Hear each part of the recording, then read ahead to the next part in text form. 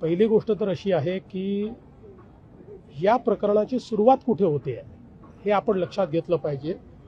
आणि ती सुरुवात आज सिद्धार्थ शिरोळे यांनी जी प्रेस कॉन्फरन्स घेतली आहे त्यात आपल्या लक्षात आली असेल की याची सुरुवात ही आहे की एक पासपोर्ट मिळवण्याकरता त्यांनी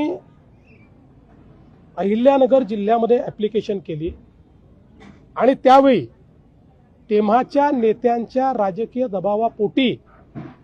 त्यांना पूर्णपणे क्लीन चिट पोलिसांनी दिली आणि अहवाल सादर केला की यांच्यावर कुठलाही गुन्हा नाही। ते तिथे राहत नसताना असा अहवाल यायला हवा होता की हा व्यक्ती इथे राहत नाही, ते अहवालात कुठेही मेन्शन केलं नाही आणि त्यामुळे हा पासपोर्ट त्यांना मिळाला आणि ते पळून जाऊ शकले।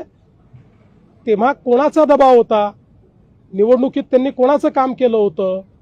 कोणाचा आशीर्वाद होता, या सगळ्या गोष्टी देखील समोर आल्या पाहिजेत। माझं मत अतिशय स्पष्ट आहे, अशा प्रकारची जी प्रवृत्ती आहे त्याला दुसरा पक्ष असो का आमचा पक्ष असो कोणीही त्याला थारा देता कामा नये। अशा प्रकारच्या प्रवृत्तीवर कारवाई केलीच जाईल आणि